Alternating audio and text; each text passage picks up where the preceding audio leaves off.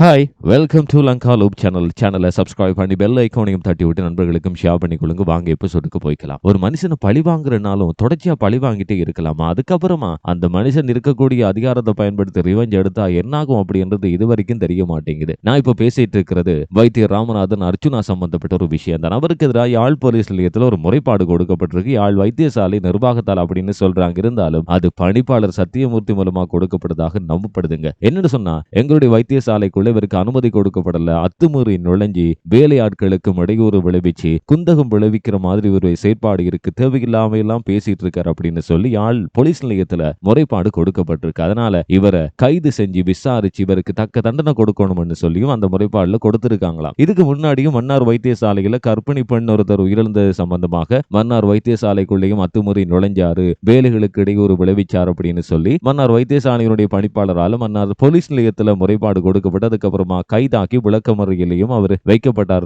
எல்லோருக்குமே தெரிஞ்ச விஷயம். அதுக்கப்புறமா தான் அனுமதி இல்லாம யாழ் வைத்தியசாலைக்குள்ளேயே நுழைஞ்சாரு, வேலை செய்ய விடுறாருல அப்படின்னு சொல்லி யாழ் போலீஸ் நிலையத்தில் இப்ப முறைப்பாடு கொடுக்கப்பட்டிருக்கு. யாழ் வைத்தியசாலையினுடைய பணிப்பாளர் சத்தியமூர்த்தி மூலமா தான் இந்த முறைப்பாடு கொடுக்கப்பட்டதா சொல்லப்படுது. இதுக்கு முன்னாடி வைத்தியசாலைகள்ல பெரிய ஒரு மாஃபியாவே நடந்துட்டு இருக்கு, ஊழலே நடந்துட்டு இருக்கு அப்படின்னு மாதிரி சொல்லி இருந்தார் இல்லையா? அதுக்குள்ள சத்தியமூர்த்தியையும் ராமநாதன் அர்ச்சுனா அவர்கள் மிக பெரும் கேள்வியோட மிக பெரும் வலைப்பின்னலுக்குள்ள இவர்தான் முக்கியமான சூத்திரதாரி அப்படின்ற மாதிரி சொல்லி இருந்தார். அதனால பர்சனல் ரிவெஞ்சாக இது இருக்கலாமோ, அதனாலதான் போலீஸ்ல முறைப்பாடு கொடுத்திருக்காரோ அப்படின்னு சொல்லப்படுது. என்னதான் இருந்தாலும் இப்போ சாதாரண வைத்தியர் கிடையாது இல்லையா? அவர் இப்போ பாராளுமன்ற உறுப்பினரா இருக்கார். யாழ் மாவட்டத்துல மிக பெரும் மக்கள் வாக்குபலத்தோட இப்ப பாராளுமன்றத்துக்கு போயிருக்காரு. இதுக்கப்புறமா சாதாரணமா அவர் கடந்து வந்துருவார் அப்படின்னு தான் சொல்லப்படுது. என்னதான் இருந்தாலும் போலீஸ்ல முறைப்பாடு கொடுக்கப்பட்டிருக்கு. இவரை சீக்கிரமாக போலீஸுக்கு அழைச்சி விசாரிப்பாங்கன்றதையும் நாங்க சொல்லுகிறோம். மிக முக்கியமாக உங்களுக்குள்ள இருக்கிற தனிப்பட்ட விஷயத்தை